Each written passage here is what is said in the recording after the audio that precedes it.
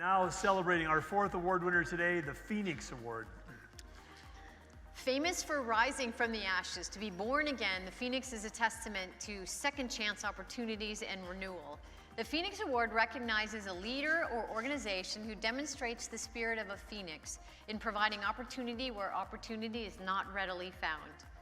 This year's 2023 Recovery Reinvented Phoenix Award winner recognizes an individual who has dedicated his career to helping others find recovery. Working with local and state partners, he's developed unique and dynamic programs that face the disease of addiction head-on.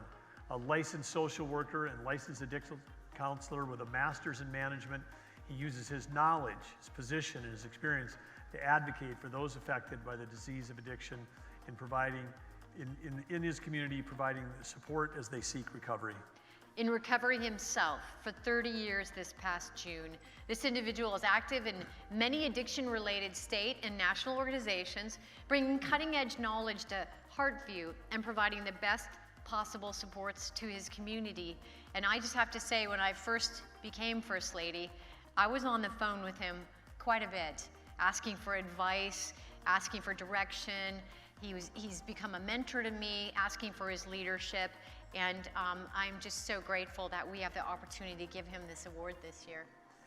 So please join us in congratulating the 2023 Recovery Reinvented Phoenix Award recipient, someone whose name is synonymous with recovery in our state, Executive Director of Heartview Foundation since 2005, Kurt Snyder.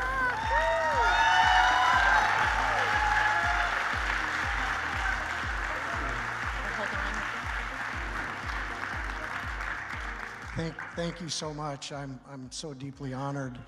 I want to say thank you for you. We're so lucky to have you. You've taken addiction and recovery and you pulled it out of the shadows and shined the light on it, and that means hope. I want to recognize the two most important women in my life, my beautiful wife, Lisa Kozel. Dr. Lisa Kozel works at Essentia Health. We graduated at the same time. She was like the valedictorian of her class.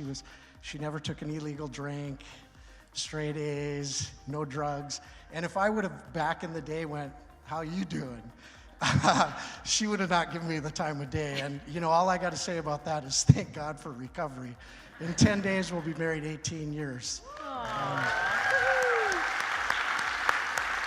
And the other person is my mom. My mom, Ellie Lindquist, is here, and my mom, when I was a little kid, she showed me unconditional love, and I knew the safety of her love was there. And when my addiction became alive and took over in my life, I did the most horrible thing in the world with my mom, and I took her love and I held her hostage with it. And I knew that whatever I did, she would still love me, and I did everything that I wanted to do, knowing that she'd forgive me. And when I went to treatment and found recovery, that was my number one issue, was the guilt and shame for how I treated my mom. And I love you and I'm sorry.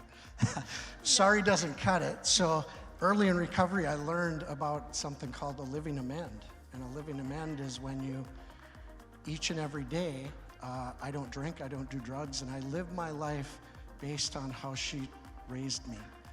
And I thank you for that. Finally, I got to say, when I found out about this award, I've been overwhelmed with feelings of survivor's guilt.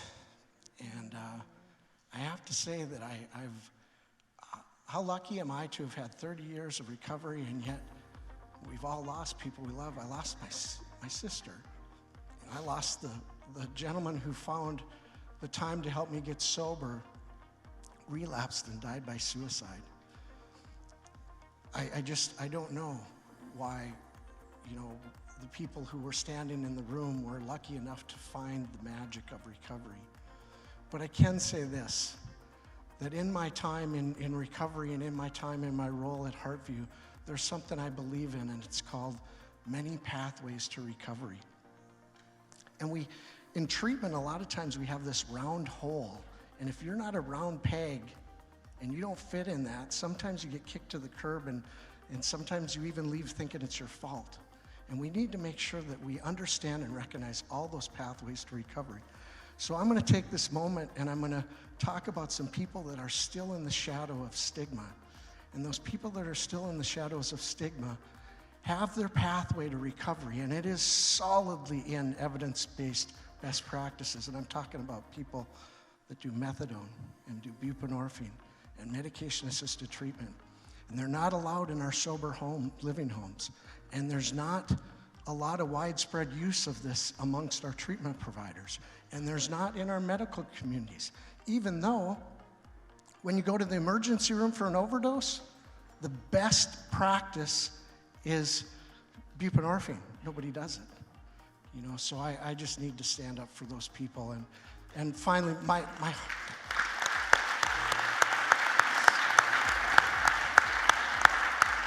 Heartview family. My Heartview family, I love you guys.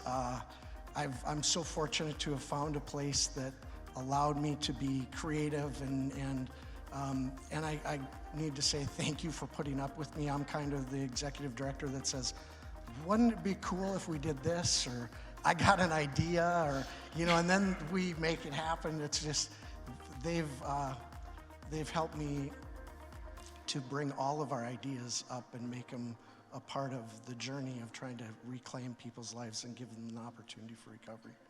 Thank you for this award. I'm so honored. Appreciate it. Thank you. You so deserve it.